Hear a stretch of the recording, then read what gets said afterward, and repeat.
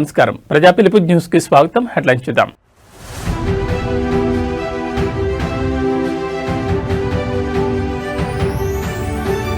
చంద్రబాబు ఢిల్లీ పర్యటన ఖరారు. పోలవరం, అమరావతి నిధులపైనే స్పెషల్ ఫోకస్.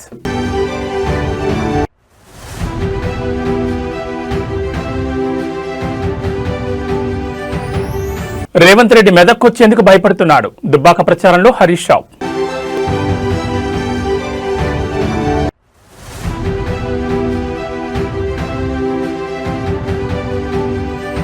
ఏపీలో మళ్లీ బర్డ్ ఫ్లూ కలకలం. ప్రభావిత గ్రామాల్లో అప్రమత్తమైన అధికార యంత్రాంగం.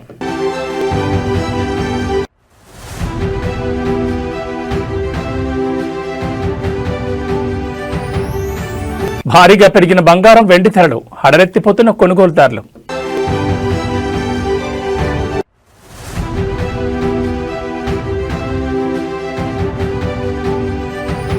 భారత్ పాక్ మ్యాచ్ పై వేడిన ఉత్కంఠ. పీసీబీకి ఐసీసీ 24 గంటల గడువు. ఇక వివరాలు చూస్తే, అభివృద్ధి పనులకు నిధుల సమీకరణ, ఆంధ్రప్రదేశ్ రాష్ట్ర ప్రయోజనాలే లక్ష్యంగా ఇవాళ సీఎం చంద్రబాబు హస్తనకు వెళ్తున్నారు. ఇవాళ రాత్రి 7:20 గన్నవరం విమానాశ్రయం నుంచి బయలుదేరి రాత్రి 9:35 ఢిల్లీ చేరుకుంటారు. రాత్రికి ఢిల్లీలోని వన్ జన్పద్ నివాసంలో ఆయన బస చేయనున్నారు. రేపు ఉదయం నుంచి కేంద్ర హోంమంత్రి అమిత్ షా, కేంద్ర ఆర్థిక మంత్రి నిర్మలా సీతారామన్, ఇతర కీలక శాఖల మంత్రులతో వరుస సమావేశాల్లో పాల్గొనున్నారు. అనంతరం పర్యటన ముగించుకుని రేపు రాత్రికి తిరిగి అమరావతి చేరుకుంటారు. ఈ పర్యటనలో సీఎం చంద్రబాబు ప్రధానంగా పోలవరం ప్రాజెక్టుకు పెండింగ్ లో ఉన్న బకాయిల విడుదల, పునరావాస ప్యాకేజీలు, కొత్త ప్రాజెక్టుల అనుమతులపై కేంద్ర జలశక్తి మంత్రి సిఆర్ పాటిల్తో చర్చించనున్నారు. ఇటీవల కేంద్ర బడ్జెట్లో రాష్ట్రానికి కేటాయించిన నిధుల విడుదల ప్రక్రియను వేగవంతం చేయడంపై డిస్కస్ చేయనున్నారు. రాజధాని అమరావతి నిర్మాణానికి సంబంధించిన ప్రపంచ బ్యాంకు రుణ ప్రక్రియ, కేంద్ర ప్రభుత్వం నుంచి అందాల్సిన వివిధ రకాల గ్రాంట్లపై దృష్టి సారించనున్నారు. ముఖ్యంగా అమిత్ షాతో భేటీలో రాష్ట్రంలోని తాజా రాజకీయ పరిణామాలు, స్వర్ణాంధ్ర 2047 విజన్, త్వరలో జరగబోయే ఇతర కీలక నిర్ణయాలపై చర్చించబోతున్నట్లుగా తెలుస్తోంది. ఇక ఫిబ్రవరి 16న మైక్రోసాఫ్ట్ వ్యవస్థాపకుడు బిల్ గేట్స్ ఏపీ పర్యటనకు రానున్న నేపథ్యంలో అందుకు సంబంధించిన సాంకేతిక ఇతర అంశాలను కూడా కేంద్ర ప్రభుత్వం దృష్టికి సీఎం చంద్రబాబు తీసుకెళ్లే అవకాశం ఉంది.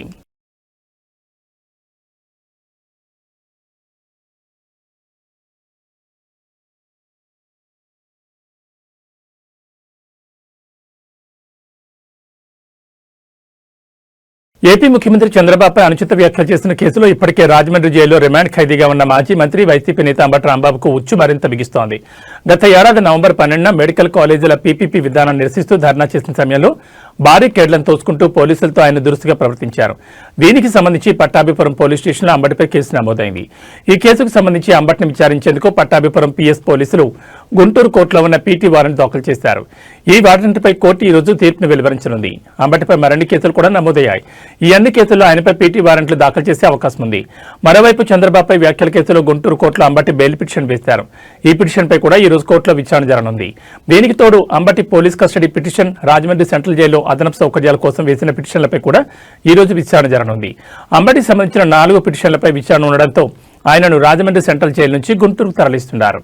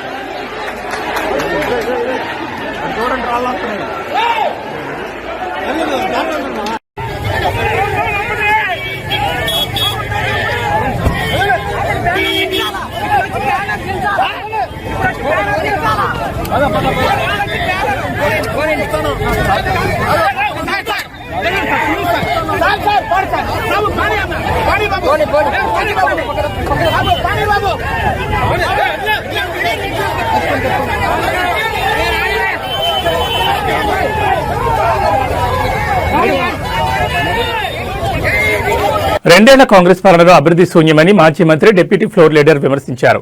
420 హామీలు ఇచ్చి ఒక్క హామీని అమలు చేయకుండా మోసం చేశారని మండిపడ్డారు.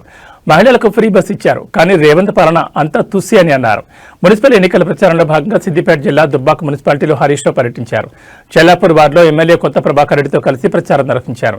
ఈ సందర్భంగా హరీష్ రావు మాట్లాడుతూ మున్సిపల్ ఎన్నికల్లో కారు గుర్తుకు ఓటేసి గెలిపించాలని పిలుపునిచ్చారు.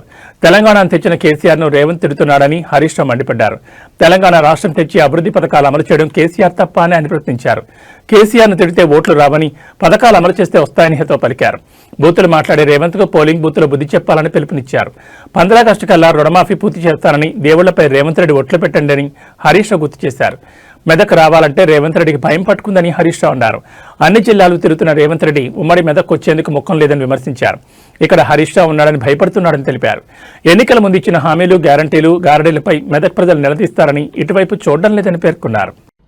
మెదక్ జిల్లాకు రాలే, అటటు తిరిగిండు, నిజామాబాద్ వేయిండు, కర్నార్ వేయిండు, ఈ పక్కపొంట వరంగల్ వేయిండు. మెదక్కు రమ్మంటే వస్తలేడు. ఈడ హరీష్ రావు ఉన్నాడు, ఈడ గెలిచేటట్టు లేదు. కాంగ్రెస్ వాళ్ళు రమ్మన్నారట మెదక్కు, రమ్మంటే రేవంత్ రెడ్డి మీ ముఖానికి ఒక్కటి కూడా గెలిచేటట్లేరు రా, వచ్చి నా ఇచ్చేది పోతుంది, నేను రాను మెదక్ అన్నాడు. చుట్టూ తిరిగిడు తప్ప మెదక్కు రాలే. మెదక్ వచ్చే ముఖం లేదు రేవంత్ రెడ్డికి. మెదక్ వస్తే మా ఏడుపాయలు అమ్మవారు ఊకుంటుందా? మా కొమరెల్లి మల్లన్న ఊకుంటాడా? నువ్వు దేవుణ్ణి ముఖ్యమంత్రి రేవంత్ రెడ్డిపై బీఆర్ఎస్ ఎమ్మెల్యే కేటీఆర్ చేసిన అనుచిత వ్యాఖ్యలను వరంగల్ పశ్చిమ ఎమ్మెల్యే నాయన్ రాజేందర్ రెడ్డి ఖండించారు. కబ్జా స్థలంలో కూర్చొని అవినీతి గురించి మాట్లాడడం సిగ్గుచేటని మండిపడ్డారు. జైలుకు వెళ్లే రోజులు దగ్గర పడడంతోనే ముఖ్యమంత్రిపై కేటీఆర్ అసహనం వ్యక్తం చేస్తున్నారని ఆరోపించారు. గతంలో ఇచ్చిన హామీలను తొంగలో తొక్కి ఇప్పుడు అబద్దాలతో ప్రజలను మోసం చేస్తున్నారని విమర్శించారు. దళిత బిడ్డ ప్రతిపక్ష నేతగా ఉండడం జీర్ణించుకోలేక ఇలాంటి చౌకబారు విమర్శలు చేస్తున్నారని, ఇప్పటికైనా పద్ధతి మార్చుకోవాలని హితవు పలికారు. కబ్జా పెట్టిన పార్టీ ఆఫీసులో కేటీఆర్ గారు ప్రెస్ మీట్ పెట్టి దొంగే దొంగ దొంగ అన్నట్టు రేపో మాపో జైలుకు పోవలసినోడు విచారణ కంప్లీట్ అయ్యి ఫోన్ ట్యాపింగ్ కేసులా, రేసింగ్ కేసులా, వాట్లల్లా వీట్లల్లా కుటుంబం రేపో మాపో జైలు పోవలసిన ఇది ఉండి ఇలా మళ్ళీ ఏ ముఖం పెట్టుకుని వచ్చి మాట్లాడుతున్నాడో అర్థం కాకుండా ఎలక్షన్ల ప్రచారంలో భాగంగా వచ్చి నోటికి ఏది వస్తుంది మళ్ళా మాట్లాడటమే. ఇక మారరా మీరు, బుద్ధి మారదా మీది? అక్కడేదో షార్ట్ సర్క్యూట్ అయితే సార్, వానకాలం చలికాలం ఇదేదో కాలిందని అంటాడు, ఇంకేదో అంటాడు, ఏది దొరికితే అదే. రేపు మాపో చెల్లపల్లి పోయేది మీరు, మీ కుటుంబమేనా బాబు?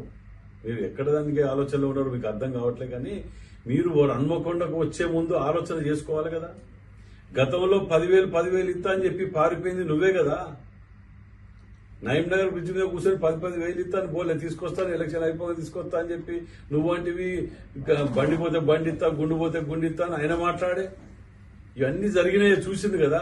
మళ్ళీ ఏ ముఖం పెట్టుకుని వచ్చి హన్మకొండకు వచ్చి సర్వనాశనం చేసిన హన్మకొండకు వచ్చి 6 ముక్కలు చేసి ఆగమాగం చేసి 200 కోట్ల రూపాయల కబ్జా పెట్టిన కార్యాలయంలో దొంగల అడ్డా దొంగలు తిరిగి కూర్చొని మీరు మాట్లాడుకుంటే దానికి అర్థం లేదు, పద్ధం లేదు. మీరు చెయ్యని అరాచకం ఉన్నదా? తెలంగాణ రాజకీయాల్లో అధికార కాంగ్రెస్ మరియు ప్రతిపక్ష బీఆర్ఎస్ పార్టీల మధ్య మాటల యుద్ధం ముదిరి పాకాన పడింది. ముఖ్యమంత్రి రేవంత్ రెడ్డిపై బీఆర్ఎస్ వర్కింగ్ ప్రెసిడెంట్ కేటీఆర్ చేసిన పరుష వ్యాఖ్యలకు నిరసనగా కాంగ్రెస్ ఎమ్మెల్సీ అద్దంకి దయాకర్ తీవ్రస్థాయిలో విరుచుకుపడ్డారు. కేటీఆర్ అహంకారపూరితంగా మాట్లాడుతున్నారని, తెలంగాణ రాష్ట్రం ఎవరి సొత్తు కాదని ఆయన స్పష్టం చేశారు. రాజకీయాల్లో విమర్శలు సహజమే కానీ ఒక ముఖ్యమంత్రిని ఉద్దేశించి వ్యక్తిగత దోషాలకు దిగడం కేటీఆర్ స్థాయికి తగదని ఆయన హెచ్చరించారు. అద్దంకి దయాకర్ తన విమర్శల్లో కేటీఆర్ కుటుంబ రాజకీయాలను లక్ష్యంగా చేసుకున్నారు. తండ్రి కేసీఆర్ పేరు చెప్పుకుని రాజకీయం చేస్తున్న నీకు అంత అహంకారం ఎందుకు అని ఆయన ప్రశ్నించారు. తెలంగాణ రాష్ట్రం మీ కుటుంబ జాగీర్ కాదని, ప్రజలు మిమ్మల్ని తిరస్కరించిన విషయాన్ని గుర్తుంచుకోవాలని హితవు పలికారు. కేటీఆర్ తన సొంత పార్టీని తానే నాశనం చేసుకుంటున్నారని, అందుకే కాంగ్రెస్ పార్టీని వారిని పెద్దగా పట్టించుకోవడం లేదని ఎద్దేవా చేశారు. రాష్ట్రాభివృద్ధిలో బీఆర్ఎస్ పాత్ర కంటే విధ్వంసమే ఎక్కువగా ఉందని ఆయన మండిపడ్డారు. రాబోయే రోజుల్లో కేటీఆర్ తన భాషను మార్చుకోకపోతే ప్రజలే బుద్ధి చెప్తారని దయాకర్ హెచ్చరించారు. రాష్ట్రానికి పట్టిన శని మీరు అంటూ తీవ్రమైన పదజాలంతో ధ్వజమెత్తు పిచ్చి పిచ్చి మాటలు మాట్లాడితే చూస్తూ ఊరుకోమని హెచ్చరించారు. ముఖ్యమంత్రి రేవంత్ రెడ్డి తన పని తాను చేసుకుపోతుంటే ఓర్వలేక కేటీఆర్ ఎలాంటి వ్యాఖ్యలు చేస్తున్నారని విశ్లేషించారు. ఏమిరా కేటీఆర్, నువ్వెవడురా తెలంగాణకు? కేసీఆర్ అనేటోనికి పుట్టకపోతే నీ బతికేందిరా? ఎక్కడ నీ బతికెక్కడ?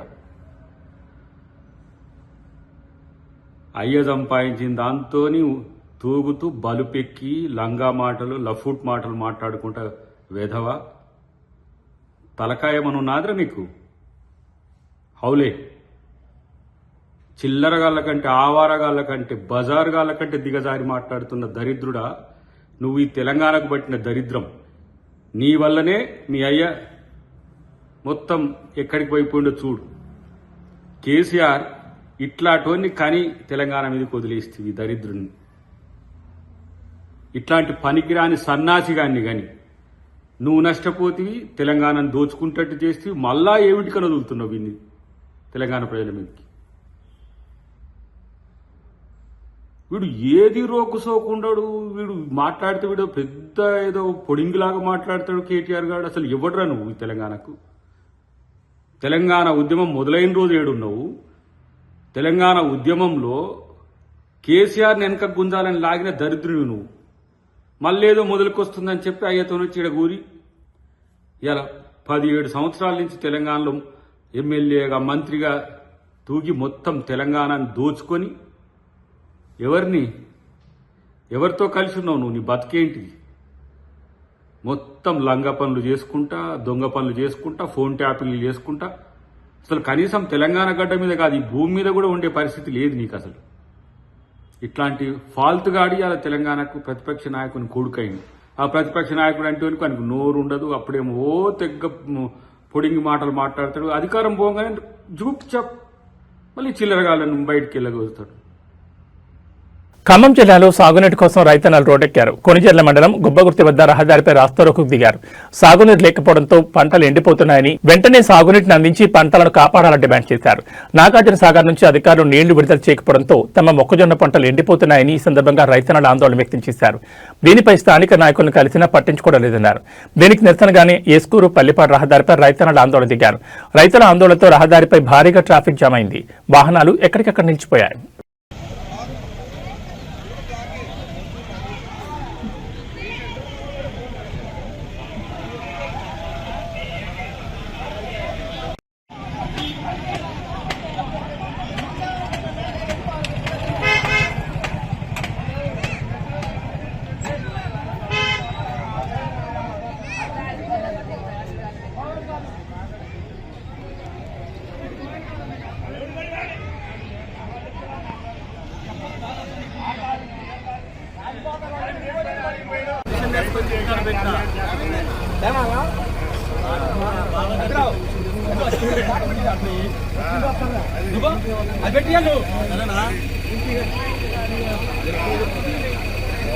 కరీంనగర్ జిల్లాలో ఎన్నికల వేడి తారాస్థాయికి చేరింది. మున్సిపల్ ఎన్నికలు కూడా అమల్లో ఉండడంతో అధికారులు నిబంధనలను అత్యంత కఠినంగా అమలు చేస్తున్నారు. ఈ క్రమంలోనే కరీంనగర్ వేములవాడ ప్రధాన రహదారిపై ఒక ఆసక్తికర సంఘటన చోటు చేసుకుంది.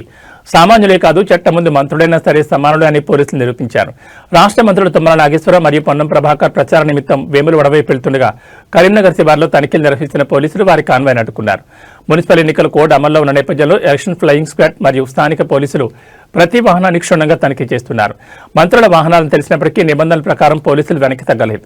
వాహనాల డిక్కీలను, లోపల ఉన్న బ్యాగులను క్షుణ్ణంగా సోదా చేశారు. అయితే ఈ తనిఖీలకు మంత్రులు తుమ్మల నాగేశ్వరరావు, పొన్నం ప్రభాకర్ ఇద్దరు పూర్తి స్థాయిలో సహకరించడం విశేషం.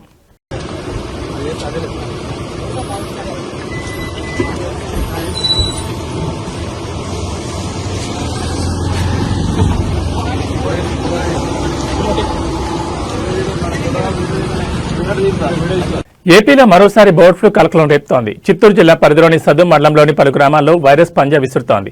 వైరస్ కారణంగా కోళ్ల ఫారాల్లో గత వారం రోజులుగా కోళ్లు ఉన్నట్టుండి చనిపోతున్నాయి. దీంతో ఇప్పటికే దాదాపు 28,000 కోళ్లు మృతి చెందాయి. వైరస్ తీవ్రత ఎక్కువగా ఉండడంతో ఇతర ప్రాంతాలకు వ్యాపించకుండా 3 కోళ్ల ఫారాలను రెవెన్యూ అధికారులు సీజ్ చేశారు. అంతేకాకుండా బతికున్న కోళ్లను సైతం నిర్మూలించే ప్రక్రియ మొదలుపెట్టారు. ఊరు బయట జేసీబీతో భారీ గుంతలు తీసి వాటిని శాస్త్రీయ పద్ధతిలో పూడ్చిపెడుతున్నారు. ఘటనపై స్థానిక ఎంఆర్ఓ స్పందించారు. వ్యాధి సోకిన 3 కోళ్ల ఫారాలను తక్షణమే సీజ్ చేసినట్టు చెప్పారు. ప్రజలు ఆ ప్రాంతాలకు వెళ్లకుండా ఆంక్షలు విధించినట్టు తెలిపారు. ప్రజారోగ్యం దృష్టిలో ఉంచుకుని ఈ చర్యలు చేపట్టినట్లు తెలిపారు. అంతేకాకుండా కోళ్ల వ్యర్థాలు ఎక్కడ పారేయొద్దని సూచించారు. బడ్స్ అన్ని మట్టి కప్పేసినాము కనిపిస్తుంది, లేకపోతే చాలా ఉంటాయి.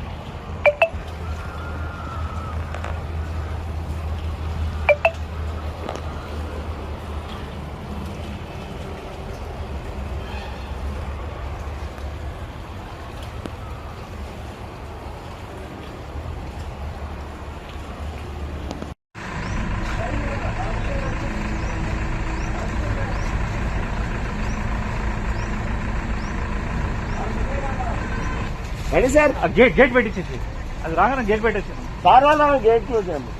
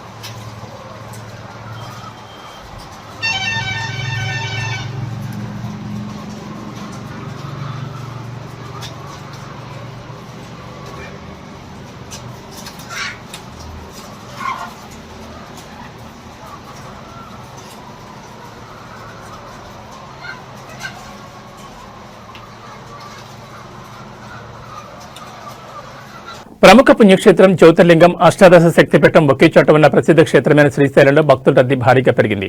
మహాశివరాత్రి బ్రహ్మోత్సవాలు ప్రారంభమవగా శివస్వాములు భక్తులు తమ మొక్కులు తీర్చుకునేందుకు శ్రీశైలం దేవస్థానం క్యూ కట్టారు. వేకోజాము నుంచి స్వామి అమ్మవార్ల దర్శనానికి భక్తులు బారులు తీరారు. మహాశివరాత్రి బ్రహ్మోత్సవాల్లో భాగంగా రెండవ రోజైన నేడు ద్వారకా తిరుమల ఆలయం తరపున స్వామి అమ్మవార్లకు పట్టు వస్త్రాలు అందనున్నాయి. రాత్రికి పురోహితులు, ఆలయ సిబ్బంది భక్తుల సమక్షంలో బృంగి వాహనంపై గ్రామోత్సవం నిర్వహించనున్నారు.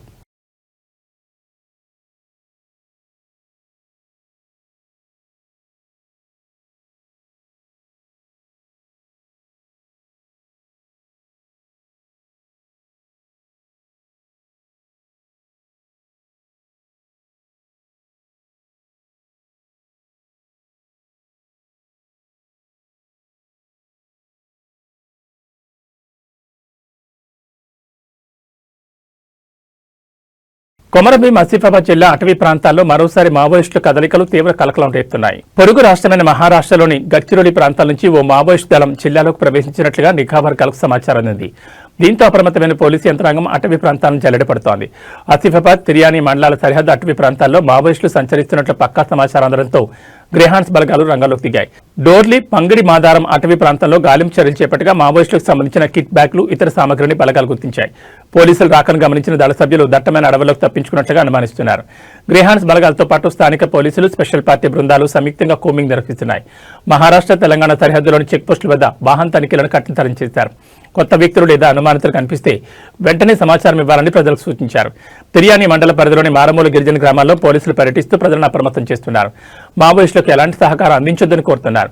ఆపరేషన్ కగార్లో భాగంగా కేంద్ర ప్రభుత్వం నిర్దేశించుకున్న టార్గెట్ సమీపిస్తున్న తరుణంలో సరిహద్దు ప్రాంతాల్లో ఎప్పుడైనా ఎదురుకాల్పులు జరిగే అవకాశం ఉందని స్థానిక ప్రజలు బిక్కుబిక్కుమంటూ కాలం గడుపుతున్నారు.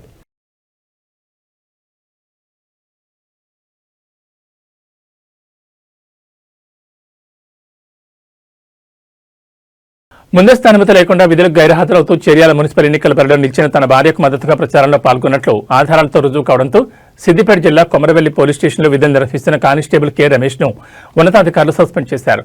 విధి నిర్వహణలో నిర్లక్ష్యం వహించడం, పోలీస్ ప్రవర్తన నియమాలను ఉల్లంఘించడం వంటి కారణాలతో ఈ చర్య తీసుకున్నట్లు సిపి సాధన రష్మి పెరుమాళ్ పేర్కొన్నారు. ఈ విషయం తెలిసిన వెంటనే రమేష్ భార్య చర్యాల 2వ వార్డు బీఆర్ఎస్ అభ్యర్థి కమలాపురం గీతాంజలి నిరసన దిగారు. స్థానిక అంబేద్కర్ విగ్రహానికి వినతిపత్రం సమర్పించిన ఆమె అక్కడే బైఠాయించి ఆందోళన చేపట్టారు. ఈ సందర్భంగా గీతాంజలి మాట్లాడుతూ తమ ప్రత్యర్థికి ఓటమి భయం ఉండడంతో అధికార బలాన్ని ఉపయోగించి తన భర్తను సస్పెండ్ చేయించారని ఆరోపించారు. తాను నామినేషన్ దాఖలు చేసినప్పటి నుంచి ఎన్నో ప్రలోభాలు చూపించి పోటీ నుంచి తప్పించేందుకు ప్రయత్నించారని, అంగీకరించకపోవడంతో చివరికి ఇలా కక్ష సాధించారని ఆమె విమర్శించారు.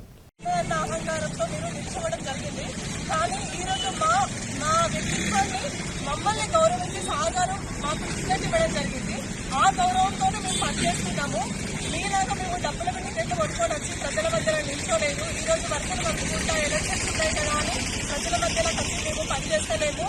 డబ్బును ఉపయోగించి ఏదైనా చేయగలగము, ఏదైనా కొనగలుగుతామని అనుకుంటే మాత్రమే తప్పు జరుగుతుంది. ఎందుకంటే ప్రజలు అనేది మన పైన విశ్వాసం ఉంటే గెలిపోవటంలో అనేది వాళ్ళు నిర్ణయిస్తారు. ఈ రోజు నా భర్తను మీరు నిర్దాక్షిణ్యంగా విధుల నుంచి సస్పెండ్ చేసినప్పటికీ కూడా మేము ఎంత బాధలకు లోనవుతున్నాము. ఈ రోజు ఇద్దరు ఆడబిడ్డల పొట్ట మీద కొట్టి మీరు మా ఉసురు పోసుకోవడం అనేది జరుగుతున్నది. అది కరెక్ట్ కాదు. మీకు ఏదైనా దమ్ము ధైర్యం ఉంటే మీరు మీకున్న సంఘాన్ని ఉపయోగించుకొని ప్రజల మధ్యలో మీకున్న మంచి మానవత్వంతో అంతేగాని ఇట్లాంటి వికృత చేష్టలకు పాల్పడి మమ్మల్ని ఏదో చేయాలనుకుంటే మాత్రమో అది సాధ్యం కాదు. మేము ఇంకా ఎక్కువ అంచులపైకి వెళ్తూనే ఉంటాము, వెళ్తూనే ఉంటాము ప్రజల సహకారంతో ఆశీర్వాదంతో. ఈ రోజు బాబాసాహెబ్ అంబేద్కర్ గారు మాకు అందించిన హక్కులను, దళితులకు అందించిన హక్కులను దృష్టిలో ఉంచుకొని నేను ఈ రోజు రాజకీయాల్లో పాల్గొని ఈ హక్కును సాధించుకున్నాను. ఒక భారతీయురాలుగా నాకు మున్సిపల్ ఎలక్షన్లో పోటీ చేసే హక్కు లేదా, సాధారణ కాన్స్టిట్యూన్సీ అయినప్పటికీ అతనికి ప్రభుత్వ ఉద్యోగం ఉన్నప్పటికీ అతను ఈ రోజు మున్సిపల్ వార్డు కౌన్సిలర్ గా అభ్యర్థిగా రాలేదు నా భర్త. అయినప్పటికీ అతన్ని ప్రచారంలో పాల్గొంటున్నాడని, వివిధ చేష్టలు చేస్తున్నాడని నేను ఏదో దుర్బుద్ధి పెట్టుకొని ఉదాహరణలు లోపల పెట్టుకొని అతన్ని ఏదో చేయాలనుకుంటే కరెక్ట్ కాదు. సాధారణ కానిస్టేబుల్ ఎదుర్కోలేదు మీరు. ఈరోజు ప్రజలు ఎట్లా ఎదుర్కొంటారు? అసలు వాళ్ళ ముందుకు వెళ్ళి ఇంత ఘోరంగా ఇద్దరు ఆడబిడ్డలు ముసుగు పోతుంటే మీరు రేపు ప్రజల మధ్యలోకి వెళ్ళి ఎట్లా సేవలు చేస్తారు? వాళ్ళ బాధలు ఎట్లా పట్టించుకుంటారు? వాళ్ళ కన్నింటిని ఎట్లా అర్థం చేసుకుంటారు? నామినేషన్ వేసినప్పటి నుండి మొదలు ఇప్పటి వరకు కూడా మీరు ఒక్కొక్క అడుగు ప్రజలను తొక్కుకుంటే పైకి వచ్చారు. ఇక రేపు ప్రజల గురించి, ప్రజల సమస్యల గురించి ఏం ఆలోచిస్తారు? నేను బాబాసాహెబ్ అంబేద్కర్ గారి ముందు నిలబడి మిమ్మల్ని అడుగుతున్నాను, కాటం సంజీవ్ గారు, మీరు ఏ విధంగా రాజకీయాలకు వచ్చి ప్రజల మధ్య నిల్చోగలుగుతారు? అసలు ఎక్కడి నుండో వచ్చి ఈ రోజు ప్రజల మధ్య మీకు ప్రజలతో ఎలాంటి సంబంధం లేదు, కానీ నిత్యము మేము 24 గంటలు ప్రజల మధ్యలో ఉండేటోళ్ళం, ప్రజల చేతులలో ఉండేటోళ్ళం. వాళ్ళ కష్టసుఖాలు బంగారం వెండి ధరలు గడిచిన 10 రోజుల్లో భారీ హెచ్చుతగ్గులు నమోదు చేశాయి. బంగారం వెండి ధరల పతనం కంటిన్యూ అవుతుందని ఊహాగానాలు వ్యక్తమవుతున్న వేళ కొనుగోలుదారులకు మళ్లీ షాక్ ఇచ్చాయి. హైదరాబాద్ బులియన్ మార్కెట్లో ఇవాళ 24 క్యారెట్ల బంగారం 10 గ్రాముల ధర 2240 పెరిగి 1,58,840కి చేరింది. 22 క్యారెట్ల బంగారం 10 గ్రాముల ధర 2,050 పెరిగి 1,45,600 వద్ద కొనసాగుతోంది. 18 క్యారెట్ల బంగారం 10 గ్రాముల ధర 1,680 పెరిగి 1,19,130కి చేరింది. వెండి కూడా బంగారంతో పొట్టిగా పెరిగింది. కిలో వెండి ధరపై 15,000 పెరగడంతో ప్రస్తుత ధర 3 లక్షలకు చేరింది. పెరిగిన బంగారం వెండి ధరలకు జీఎస్టీ తరుగు అదనంగా ఉంటుంది. ప్రాంతాలను బట్టి ఈ ధరల్లో స్వల్ప మార్పులు ఉండొచ్చు. కొద్ది రోజుల్లో శుక్రమూఢం ముగిసి పెళ్లిళ్లు ప్రారంభం కానున్నాయి. వరుసగా ధరల పెరుగుదల తర్వాత బంగారం వెండి ధరలు తగ్గుతూ వస్తుండటంతో మరింత తగ్గుతాయని ఎదురుచూస్తున్న వారికి మళ్లీ ఊహించని షాక్ తగులుతోంది. బంగారం జ్యువెలరీ కొనేటప్పుడు 22 క్యారెట్లలో వస్తుంది. దాని ప్రకారం చూస్తే ఫిబ్రవరి 7, 9 తేదీల్లో 22 క్యారెట్ల బంగారం 10 గ్రాముల ధర 4,700 పెరిగింది. ఫిబ్రవరి 6న 10 గ్రాముల రేటు 1,40,900 ఉంటే నేటికి దాదాపు 5,000 పెరిగింది. ఇది కొనుగోలుదారులకు లాస్ అని చెప్పాలి. బంగారం ధర ఇంకా తగ్గుతుందని ఎదురు చూడకుండా ఇప్పుడే కొనుగోలు చేయడం మంచిదని, మార్కెట్లు ఎప్పుడెలా ఉంటాయో అంచనా వేయడం కష్టమని నిపుణులు చెప్తున్నారు.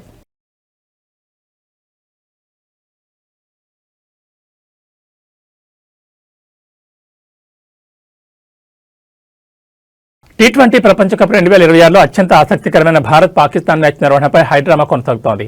ఫిబ్రవరి 15న కొలంబో వేదికగా జరగాల్సిన ఈ హై వోల్టేజ్ మ్యాచ్పై పాకిస్తాన్ క్రికెట్ బోర్డు చేస్తున్న పట్టుబిడ్డంతో ఇప్పుడు బంతి ఐసీసీ కోర్టులోకి చేరింది. ఈ వివాదాన్ని పరిష్కరించేందుకు ICC deputy chairman Imran Khawaja ఆదివారం లాహోర్కు చేరుకుని పీసీబీ చైర్మన్ మొహసిన్ నఖ్వీతో సుదీర్ఘంగా చర్చలు జరిపారు.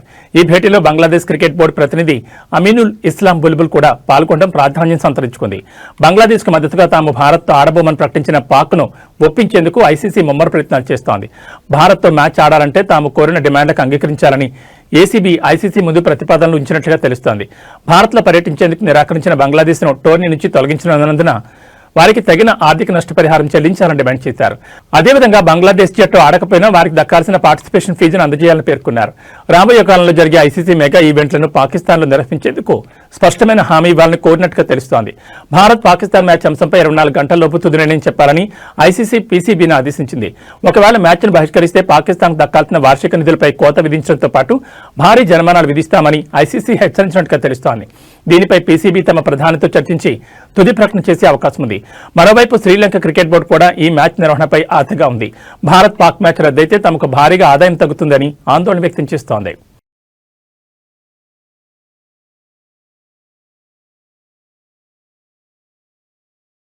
ఇక బులెటిన్ ముగించే ముందు హెడ్లైన్స్ మరోసారి.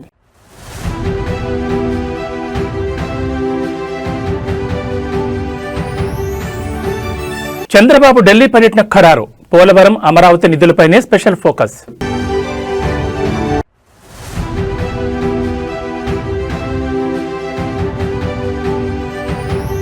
రేవంత్ రెడ్డి మెదక్కొచ్చేందుకు భయపడుతున్నాడు. దుబ్బాక ప్రచారంలో హరీష్ రావు.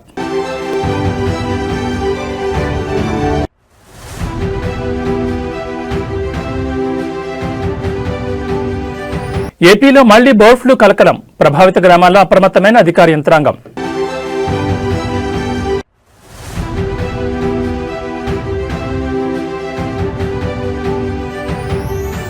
భారీగా పెరిగిన బంగారం, వెండి ధరలు, హడలెత్తిపోతున్న కొనుగోలుదారులు.